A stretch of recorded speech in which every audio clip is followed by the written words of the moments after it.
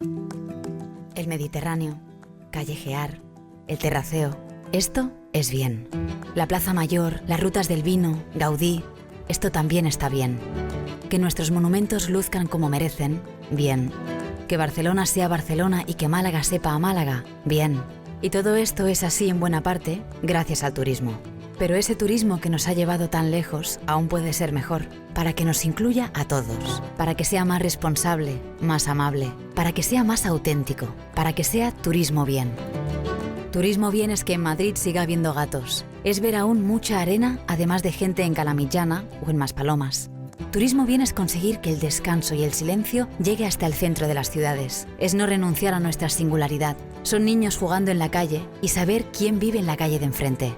Turismo bien son menos souvenirs y más lugares que preserven la memoria de nuestros barrios. Es celebrar que más negocios lleguen a los 100 años. Que una tapa no solo se sirva en las mejores condiciones posibles, sino que quien te la sirva también las tenga. Turismo bien es que Elena diga, con orgullo, que es recepcionista y que Miguel esté en contrato indefinido y que todos los que trabajamos para que la gente venga a disfrutar de nuestro país también lo hagamos. Turismo bien es calidad de vida para quienes dan vida a nuestros destinos. Turismo bien es ser conscientes de la suerte que tenemos, de reconocer el paisaje donde habitamos. Es contar como patrimonio al vencejo, la posidonia o la ardilla roja. Porque si el entorno tiene que pagar un coste, entonces bien no es. Turismo bien es saber que aquí la gente, si viene, es por algo. Y ese algo hay que cuidarlo. Empieza por saber que las cosas se pueden hacer aún mejor y que solo podemos hacerlo bien si lo hacemos juntos. Turismo bien, el turismo que todos queremos.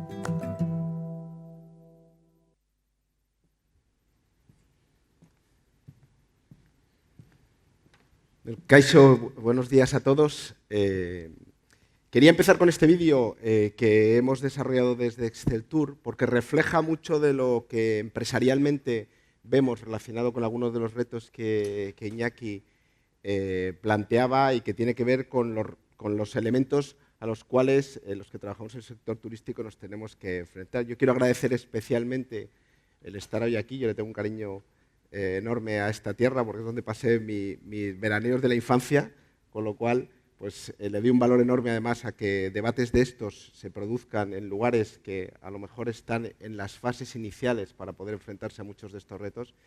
Y bueno, al final esto lo que refleja es la concienciación empresarial. Exceltur es una institución formada por 33 de las principales empresas turísticas españolas, de las de más tamaño, pues Iberia, Meliá, Facebook, es socio de Exceltur, o Europcar, que lo que traslada es una necesidad de responder a buena parte de estos retos y responderlo desde un planteamiento constructivo en positivo de cómo hacer que el turismo contribuya más a la sociedad y a la vez lo hagamos más equilibrado con el resto de elementos claves que forman parte de la agenda de la humanidad, ¿no? En términos ambientales y en términos sociales, ¿no? Entonces yo quería compartir con todos vosotros algunas de estas reflexiones partiendo de algo que nosotros comunicábamos hace apenas una semana. Este año es espectacular turísticamente, ¿vale? Nosotros damos una rueda de prensa cada trimestre dando los resultados económicos de la actividad turística en España y este año el sector turístico, si todo sigue como hasta ahora, generará 208.000 millones de euros a la economía española. Eso significa elevar la contribución del turismo al 13,4%. Eso significa crecer en términos reales, lo que medimos los economistas quitándole los precios, a un 6,3%. Para que os hagáis una idea, la economía española estaría creciendo al 2,8%, es decir, crecer casi 3 veces más que la economía española y explicar el 30% de todo el crecimiento de la economía española. Cuando vemos esta realidad por destinos, y esto lo publicábamos también hace una semana, pues en todos los destinos españoles las cosas están yendo bien. En términos de niveles de ingresos, un indicador que se mide el nivel de ingresos por habitación disponible, hotelero, que es de lo que mejor tenemos información, pues fijaros que a la cabeza en este verano se situaba Donosti, con un nivel de ingresos de 186 euros por habitación disponible, pero es que en segundo lugar, cuando analizamos todas las zonas de costa, se sitúa lo que se llama la costa de Guipúzcoa, donde está Hondarribia y donde está Zarauz y donde está, además de San Sebastián, el resto de municipios que conforman el litoral de esta provincia, ¿no? Y, en definitiva, un verano extraordinario desde el punto de vista económico, pero es verdad, y Iñaki lo reflejaba en su exposición, que con una gran contradicción, ¿no? Una gran paradoja, y es que en el mejor año de la historia del sector turístico español, después de haber dejado de ingresar 220.000 millones de euros durante la pandemia, pues hay una creciente contestación social, ¿no? Y esta creciente contestación social la podemos analizar desde muchas maneras, ¿no? Podemos analizar si esto es más objetivo, menos objetivo, pero lo cierto es que hay unos elementos que hacen que la sociedad se empiece a rebelar frente al turismo, y eso yo creo que la industria tiene que responder, y tiene que responder de una manera constructiva, de una manera inteligente. Porque tenemos la suerte, y hay muchos otros sectores que no pueden decir lo mismo, que esto no tiene pinta de que vaya a ir para atrás. Es decir, tenemos la suerte, los que trabajamos en el sector turístico, de que todos los estudios, todos los análisis en relación con las perspectivas de la evolución de la demanda, lo que reflejan es un crecimiento continuo de la demanda, ¿no? Os he traído algunas de ellas, ¿no? Estas son unas previsiones históricas de la Organización Mundial de Turismo, pero que se van cumpliendo año a año y no las han actualizado, de que en 2030 el número de los viajes turísticos se doblará respecto a 2010, pero si miramos las perspectivas de IATA, del número de pasajeros aéreos, y aquí no sé qué he hecho, si he hecho algo bien o mal. Yo creo que la presentación ha volado. Ahora, vale.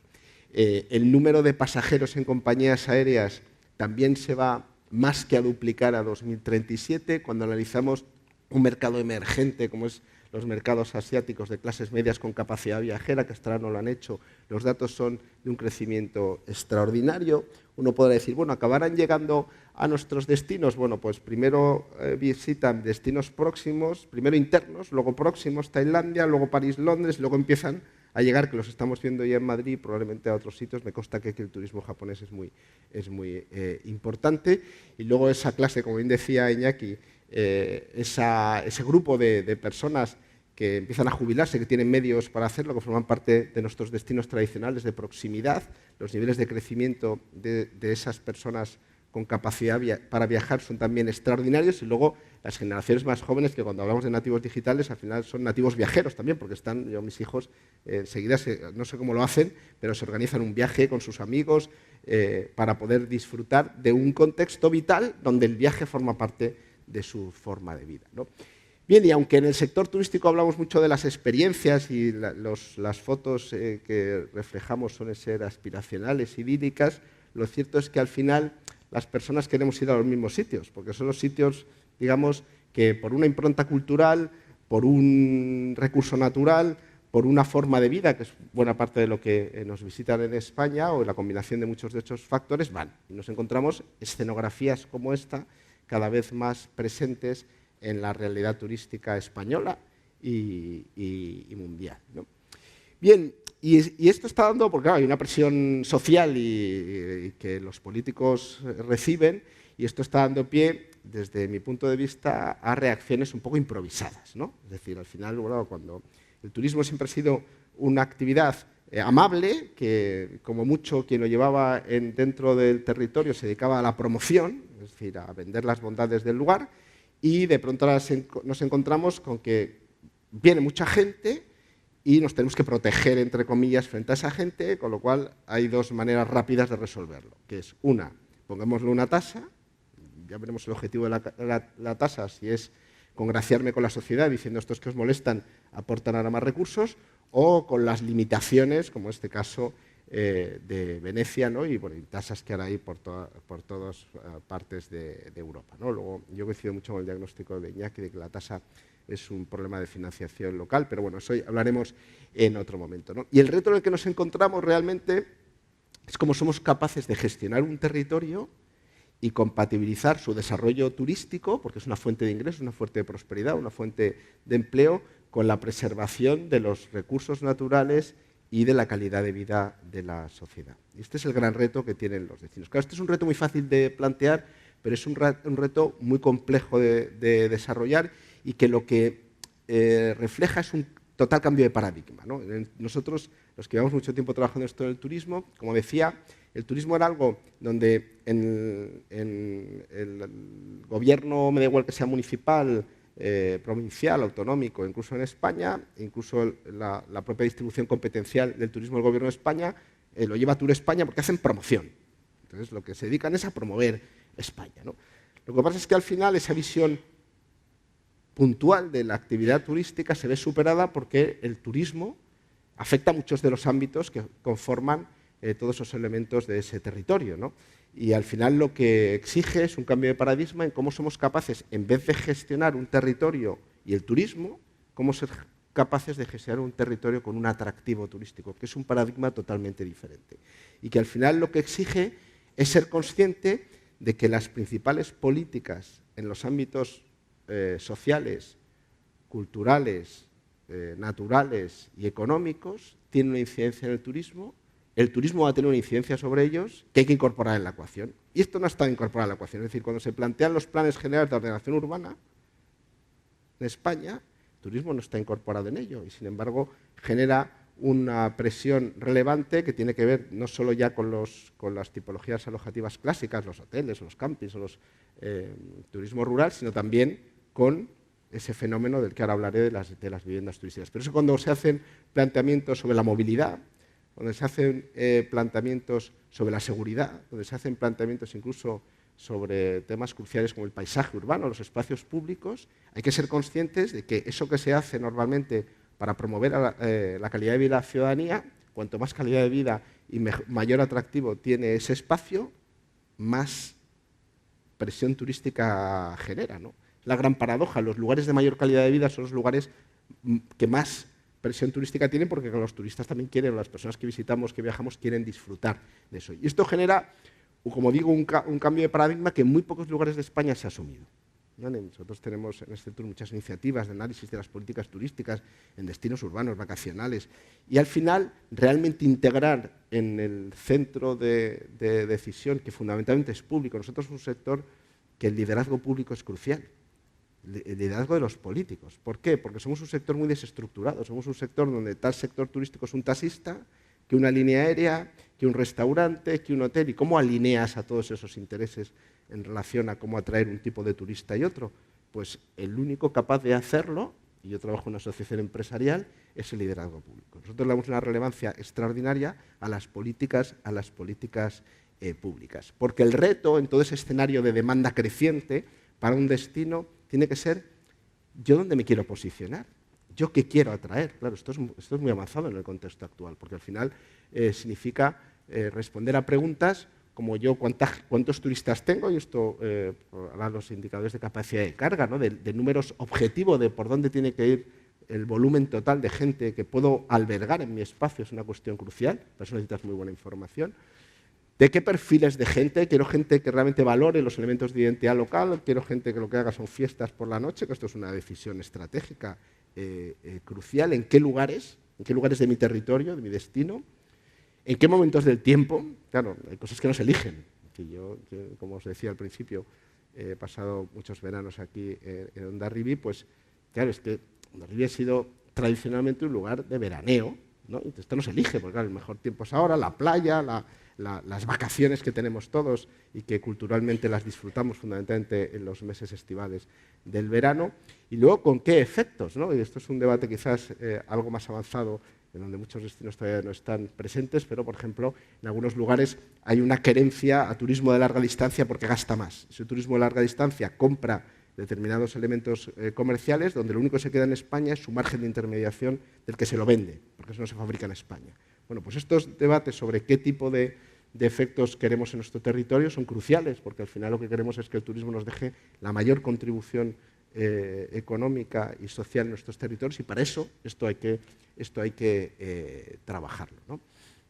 Bien, trabajar en esto, y quería haceros algunas reflexiones sobre aspectos que me parecen cruciales, indica y refleja la necesidad de, bueno, pues hacer cosas que no han estado en la agenda turística muchas veces, que sí lo han estado en la agenda local o autonómica o en menor medida nacional, pero que cada vez tienen que estar más presentes. Uno de ellos es ser consciente de que esto tiene unas implicaciones territoriales. El gráfico de la izquierda es una iniciativa que acaba de presentar Barcelona hace 15 días en la gestión turística de Barcelona, donde ellos han identificado 16 zonas que llaman espacios de gran afluencia, donde para cada uno de esos espacios de gran afluencia han establecido un sistema de gestión de la movilidad, del espacio urbano, del atractivo comercial, cultural, etcétera, con la necesidad de actuar concretamente sobre esas zonas. Es decir, el turismo tiene una traslación territorial muy relevante que obliga a ser consciente de ello y a jugar con eso. Donosti lo hizo cuando, en la derecha, cuando estableció su normativa sobre las viviendas turísticas, donde fueron conscientes de que no es lo mismo la zona de la parte vieja que la zona de guía, ¿no? Con implicaciones sobre la ciudad muy distintas. Y esto es muy relevante cuando uno actúa sobre el sector turístico, porque al final el sector turístico, y luego os enseñaré algo que conocéis probablemente porque es de aquí de Hondarribia, su implicación. Luego, una cuestión crucial, que es la vivienda. Claro, hablar de la vivienda en una ponencia relacionada con el sector turístico quizás pues, suena paradójico, ¿no? Pero el que las personas residentes en un territorio mantengan su residencia en ese territorio porque son los elementos que le dan la identidad local, el dinamismo y que hace que ese espacio tenga esa autenticidad es crucial. Lo que peor que nos puede pasar en los destinos españoles es que al final desplacemos a los residentes, esos lugares se conviertan en espacios banales, espacios que podríamos encontrar en cualquier lugar y al final hayamos convertido un lugar con un atractivo paisajístico, territorial, en un lugar sin vida. Y esto no nos lo podemos permitir. Y esto tiene que ver con políticas que exceden al propio sector turístico y que tiene mucho que ver con una problemática además que en la sociedad española y en España en la mayor parte de lugares sufrimos, que es el acceso a la vivienda. Y esto es un tema crucial que afecta al atractivo, incluso me atrevería a decir, a la contribución turística también. ¿Vale? Y tiene mucho que ver con este fenómeno, con el fenómeno de las viviendas de uso turístico. Nosotros la semana pasada presentamos estos datos, para que os hagáis una idea. Estos son datos de las 25 ciudades de mayor tamaño en España. En azul son las plazas hoteleras y del resto de tipologías tradicionalmente regladas, y el azul clarito es de viviendas turísticas.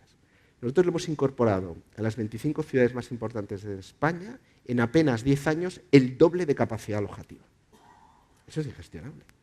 Luego tenemos problemas de que hay mucha gente, masificación, gentrificación, porque le hemos incorporado, además, no planificadamente, sino porque al final ha habido una disrupción tecnológica donde una plataforma de varias empresas, porque aquí no hablar solo de algunas de las que conocéis, porque en el mundo de las plataformas está Airbnb, está Booking, está Expedia, y está Vrbo, hay otras muchas plataformas que se dedican a esto. Pero lo cierto es que sin darnos cuenta, lo que hemos incorporado es una capacidad alojativa adicional y descontrolada, de crecimiento descontrolada, porque hay muchas normas, pero no son capaces de hacerlas cumplir, ¿no? Que este es el principal reto. Y nos encontramos en que hay muchos lugares, y Hondarribia es uno de ellos, donde ya hay más plazas en viviendas turísticas que, por ejemplo, en hoteles.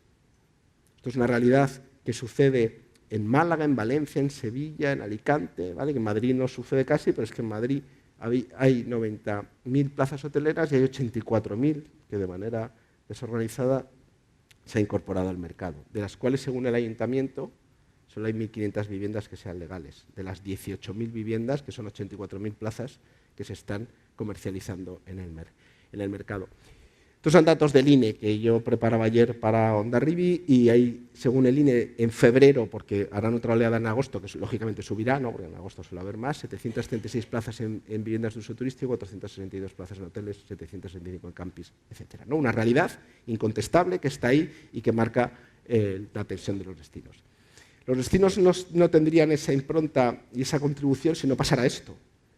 Si en la calle San Pedro no hubiera la vitalidad fundamentalmente derivada de las personas que vivís aquí, pues esta realidad, he cogido esta de aquí, pero también de Madrid, de Barcelona, no tendría esa impronta que al final le da ese carácter único frente a los que lo visitan. Bien, pero para hacer esto tiene que ver vivienda y luego tiene que ver mucho el comercio local, ¿no? Que es otro de los grandes elementos identitarios y que al final reflejan y le introducen a los destinos ese efecto diferencial, ¿no? Que forma parte de la experiencia.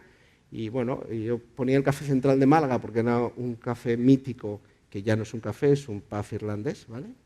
Ponía el mercado de Foncarral, que es un mercado LGTBI en Madrid, ¿vale? Que le da una impronta al barrio de Choca, que ahora es un Decathlon, con todos mis respetos, por supuesto, para Decathlon.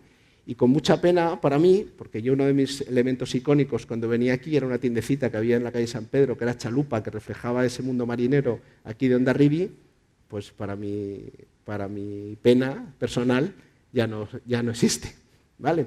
Y al final refleja, eso es una tienda de San Sebastián que sí se mantiene, ¿vale? Refleja una realidad cambiante que no tiene que ver solo con el turismo, ¿vale? Sino que tiene que ver también con el efecto del comercio electrónico, etcétera, pero que al final forma parte de elementos que tenemos que gestionar. ¿vale? Porque la preservación del comercio local es una función a preservar por parte de los gestores de los municipios, ¿no? Y una cuestión crucial tiene que ver con las infraestructuras. Hay una aspiración lógica a que el AVE llegue a Donosti y los cálculos, aunque se van posponiendo, ¿verdad? Pero parece que a partir de 2028 será una realidad. Eso es estupendo desde el punto de vista de la conectividad, pero hay que ser consciente de que eso va a generar unos tráficos mucho más importantes de personas que van a querer venir a sitios tan maravillosos como este, ¿no?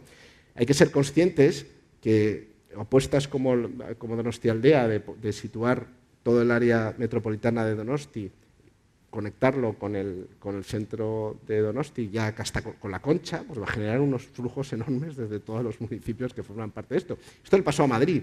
Madrid, cuando transforma su estación de metro y de tren de cercanías de Sol, comete, desde mi punto de vista, un error, y es conectarlo con toda el área metropolitana de Madrid. Entonces has conectado a 4 millones de habitantes, todos conectados con el centro de Madrid. ¿Qué sucede? Que en Madrid está el centro colapsado, lleno de gente. Hay mucha gente que vive ahí que se queja de no, es el turismo. No es el turismo, en términos cuantitativos es el área metropolitana, todos los que viven alrededor, que es mucho más atractivo visitar comercialmente el centro de Madrid que algunos espacios que tienen más cercanos, ¿no? Todo lo que tiene que ver con la planificación de las grandes infraestructuras tiene un efecto directo sobre todo lo que estamos hablando, que hay que tener en cuenta. Yo no soy contrario, por supuesto, a eso, no veáis en mis palabras eso, pero sí que hay que incorporarlo en la ecuación de qué queremos atraer, a quién queremos atraer y cómo, ¿no? Bien, y sobre esto es muy importante en esa estrategia territorial de nuestro destino. Esto es una foto sacada del Plan de Movilidad Urbana Sostenible de aquí, de Hondarribia, claro, donde se concentra la gente y cómo gestionar esta concentración, ¿no?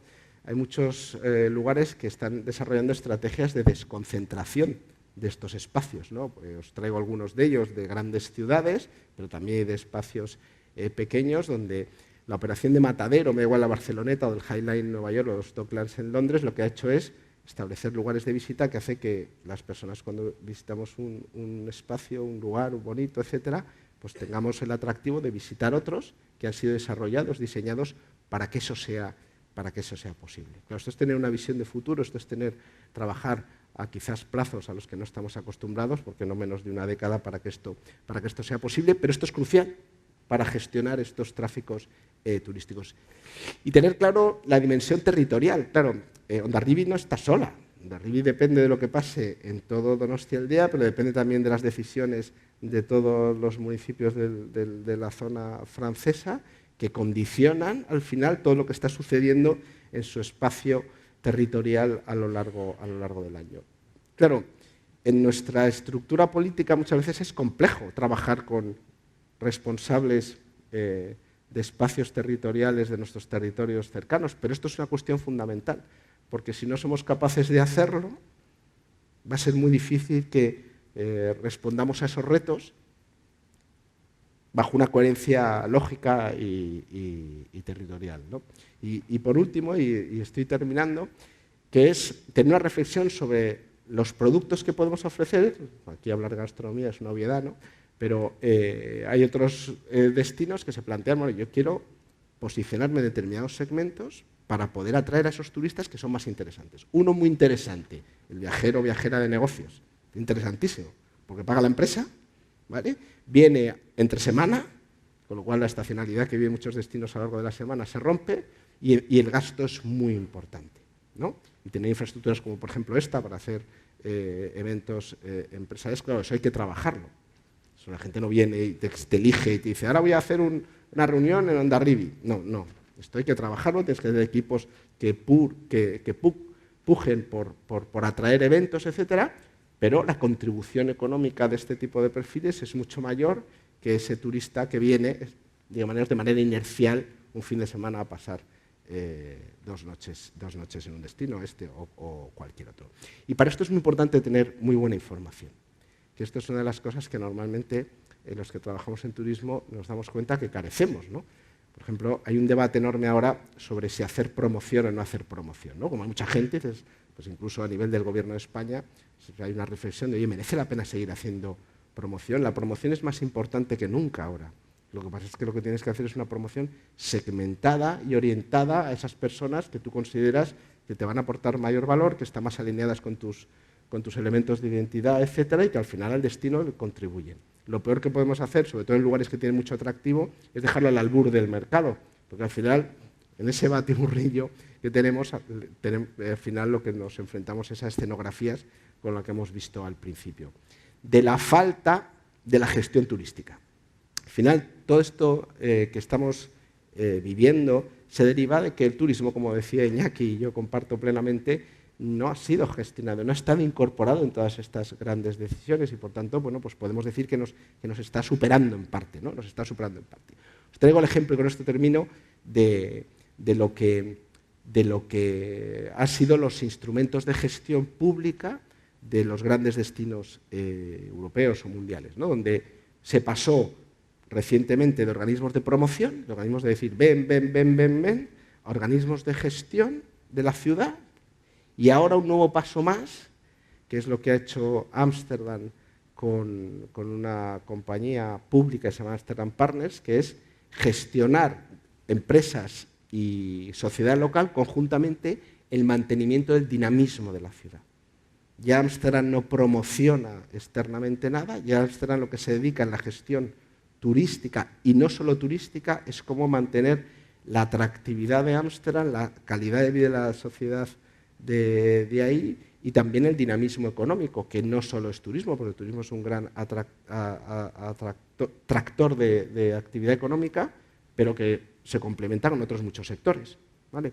Entonces, esto es un sistema de gestión muy avanzado que al final se adapta a esta realidad, ¿no?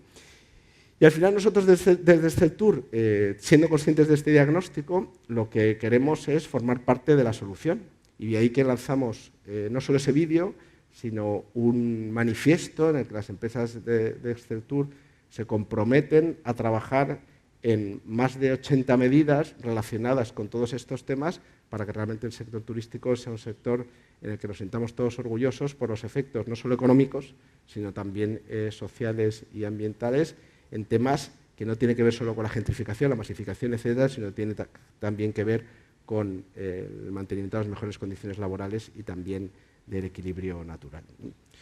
Bien, pues esto es lo que os quería contar. Muchas gracias, y luego en el debate podemos hablar con Jorge lo que vosotros queráis. Muchas gracias.